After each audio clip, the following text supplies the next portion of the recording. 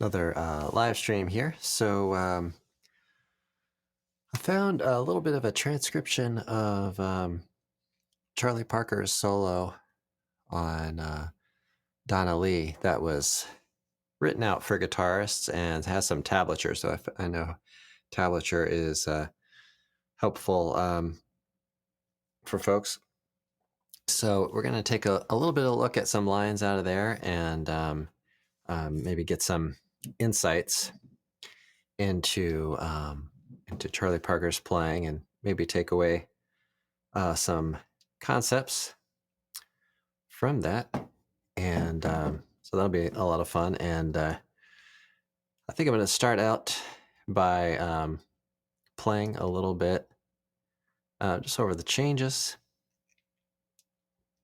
And I'm going to work a little bit with the backing track here, which is kind of still in the works, really. But I was just testing it out a bit, and I think it's coming across pretty well. So we'll try that out. Let's just get tuned up here a little bit and get off to the races. So I'm gonna be streaming this on podcasts as well as for members of the YouTube channel, YouTube.com/Fretprints, and that's the member area there. All right, so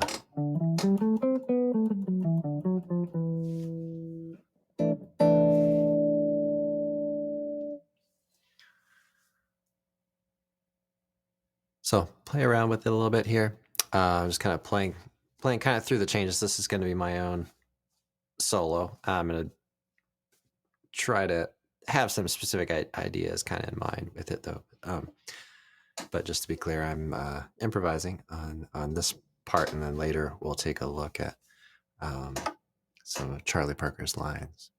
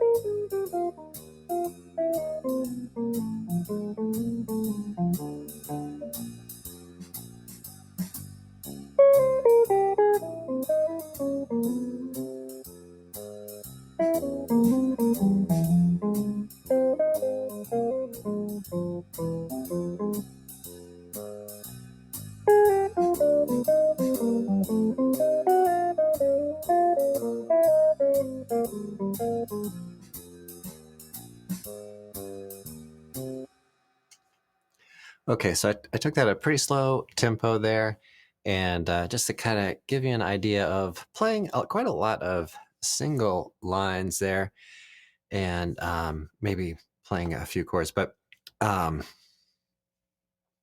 may in the future bring in a little bit of keyboard too, but I'm trying to start simple here with the kind of live backing tracks and playing. So starting out with bass and drums, but in your single line playing, if you play a lot of or follow the chord changes in your melody, you can really outline the changes, even if without playing a lot of chords or having another chordal player working with you on some things.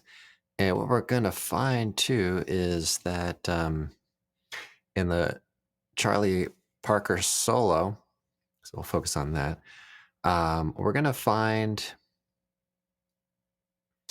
that there's going to be quite a lot of chord tones as well, and we'll think about how those relate to kind of the grid of beats and things like that. So we'll get moving in that direction and just take a look at this a little at a time,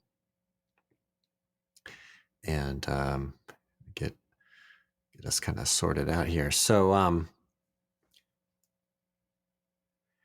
so we're in A flat, just some background. So that's one area you want to think about when you're working with a tune is what key you're in and what chords you're also expecting, in that key. So we can build out a chord from any part of that scale, and then when you take a listen to a particular tune, then you can kind of decide whether that's kind of in the key or if that's sort of different than the key that follows. So it doesn't progression certainly doesn't have to stay in a particular key or anything like that, although it does follow some kind of predictable patterns and things. Okay, we'll start out with really just a few notes here to begin. So I'm going to work with these tones. Now we're going to kind of work back. So our current chord is A flat. Let's see if we can get this keyboard tone here.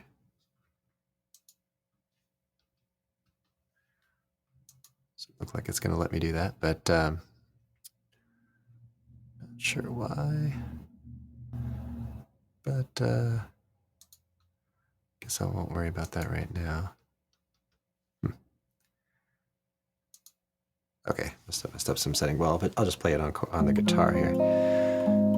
So let's say we have turn down a little bit, an A flat 6 chord.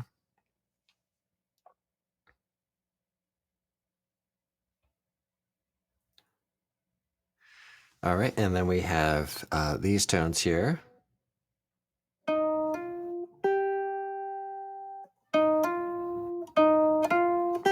So I won't play the slurring too much, so you can kind of, if you're watching on the video, you can kind of see what I'm doing. So we have an A flat 6 chord, or A flat. Well, I got a major 7 in there, but so we could really relate that to those chord tones. So one thing I really try to push folks to be aware of is octave shapes of root notes in a given position. So we're playing these notes right here. So we should be aware of where the root notes are on a very basic level.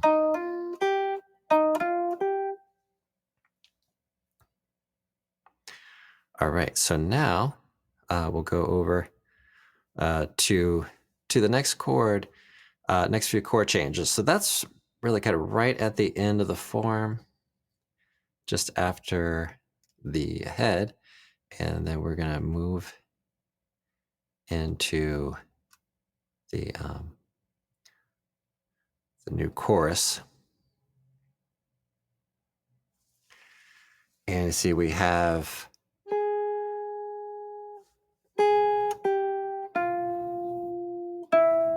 a little kind of chromatic passing tone. So we have a B flat minor 7 chord. Okay, and we're starting on a chord tone, flat 7. Okay. And so when we're playing, you could start to connect chromatic tones. So let's say we have the flat 7, okay, 6 kind of on the end of the beat. And typically what you might find is that the non-chord tones on the end of the beat work really well with this concept of kind of bebop scales or bebop lines. So chord tone on the beat, non-chord tone on the end of the beat. Okay. And then a chord tone here, 5th. Okay. So then you take B flat and kind of be aware of where those octave shapes are, or the sound, really both. But okay, and then kind of an outside tone on the end of the beat. Okay, and then that's going to connect to the root note of E flat. I'm going to play this kind of where they're writing it with the tablature, but you could play this in different areas. So then you say, okay, E flat 7. And so we can think of some octave shapes. Okay, so we have the root, flat 7, 13, flat 7. So let's see if we could kind of put this together. So we get, okay, so we kind of get this non-chord tone here, or this 13 on that E flat. Okay, and then we're going to play. Okay, so we have the A flat chord, or 1 chord, or A flat 6.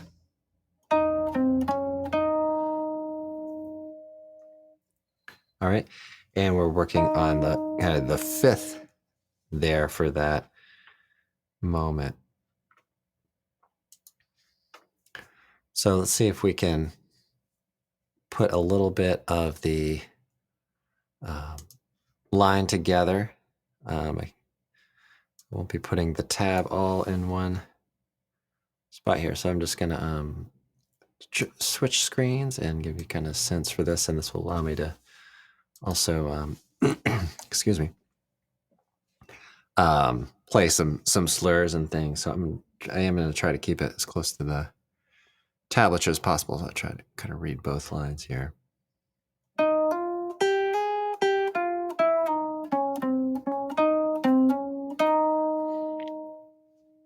Okay. So there we should be able to kind of hear how the harmony is kind of informing what the melody is doing. So.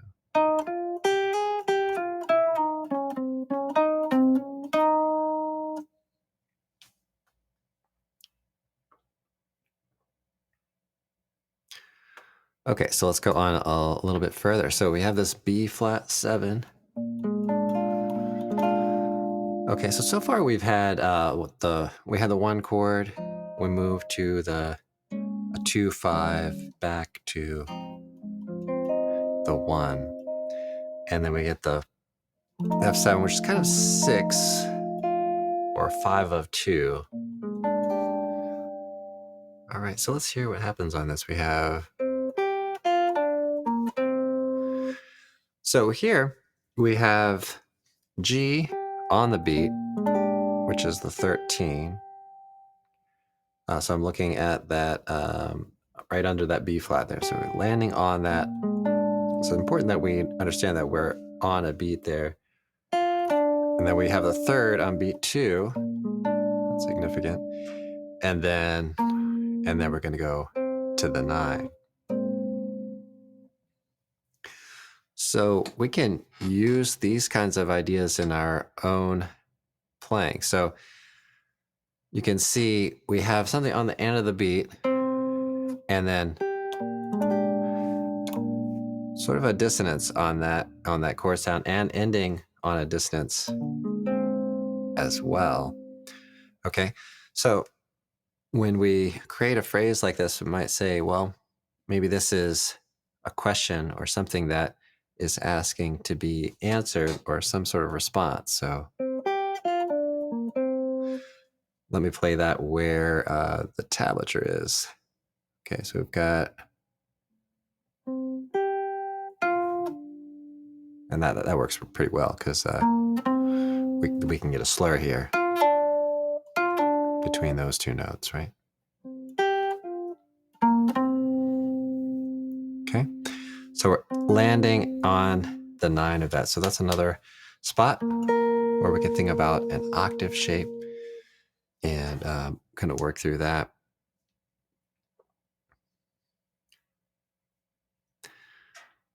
All right, so let's continue on. And kind of the purposes of this is not really to completely analyze a whole solo, just kind of do an overview, and not even necessarily working to necessarily play this, or although we could certainly do that. We want to work out some conceptual ideas on it, and see if we can use some of those ideas in our own soloing.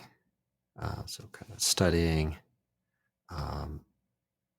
another improviser's work, so that we can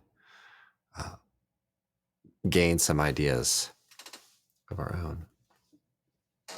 Okay, so our next chord here is the B flat minor 7. Okay, and then we're gonna play, I'm gonna pick every note for now, just because of the MIDI neck will not pick it up if I don't. So we're gonna play up through here. So remember, keep in mind, find a spot where you're gonna play something, but figure out what the octave shape is for whatever chord you're on, or find out where the root notes are. Okay, so we're gonna play. Okay, so let's look at that so far. So what we have there is we have the root, 3rd, 5th, flat 7, and then the 9 on that. Okay, so going right up the chord, basically. Okay, and then we get up to the 9 and 11. So if you go in thirds up, let's say the minor scale, Dorian. Okay, you're gonna get all of the, especially if you start from the root, you get all the chord tones of the 4 tones of the chord, and then you're gonna go and get the upper structures too, or the upper structure triad. So we get up to the 11 on that. And then, so we're gonna kind of encircle the 3rd, right, of that chord. So when I talk about thirds going up, I'm talking about the interval. Okay, the intervals between those notes. And then we're gonna go between the 9, 11, and then approach this chromatically into the 3rd of that chord. So there's a real awareness in this in these phrases of where the chord tones are. That's very clear.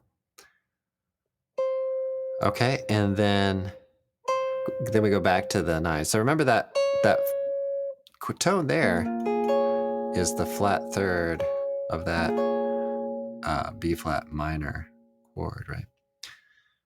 Okay, and then we're gonna the end of the beat, and that's gonna be on the beat, right?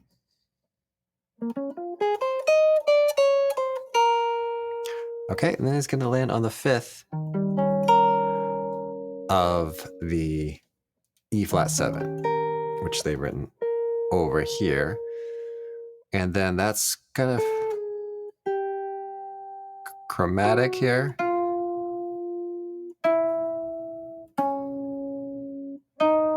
And then encircling the 5th. So he's going to land on the 5th of the A flat chord. Okay, so I'm going to play that not with the slurs necessarily, but let's see if we can kind of connect that in. So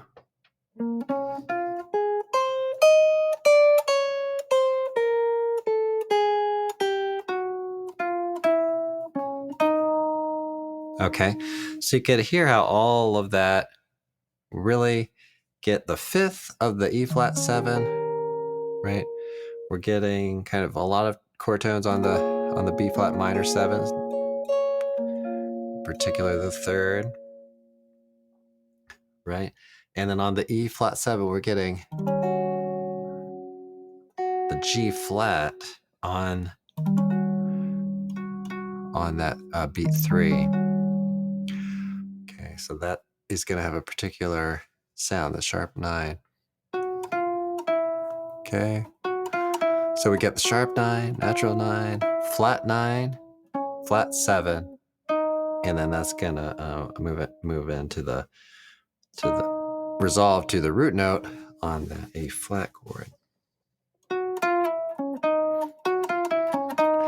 So that's even a line that you can kind of take and maybe internalize. Say, oh, okay, that's a nice sound. You get the all the 9s, flat 7, and then you're going to resolve to the 5th of whatever chord. So you can pretty much kind of do that in any area, in any key, and use that kind of concept. So hopefully, kind of the takeaway here is that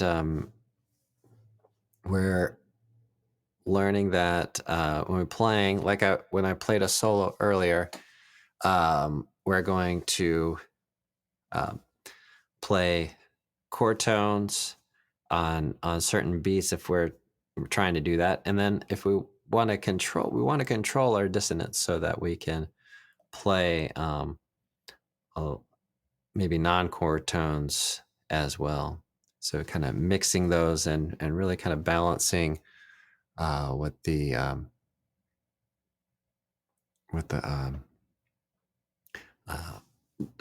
consonants and dissonances are, and kind of working with that. So I'm gonna to end for today. I'm gonna take another solo on that. I'm gonna change my screen over here a little bit so you can get a closer idea of what I'm doing on here if you're watching on the video, and if you're watching or listening on the podcast, then hopefully enjoy this. But I'm gonna try to keep this kind of conceptual and focus on kind of the chord tones and maybe some chromaticism in there, and just kind of playing very deliberately some tones on the beats and some on the end of the beats and things.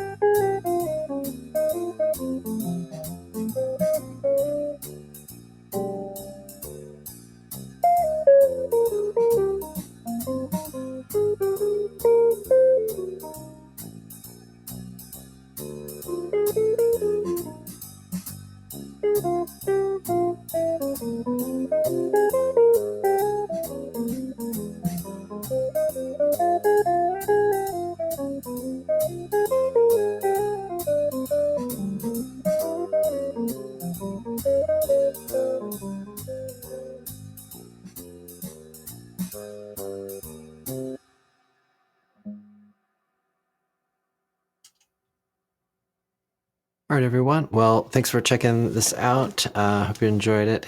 And I will should be back tomorrow with hopefully another live stream.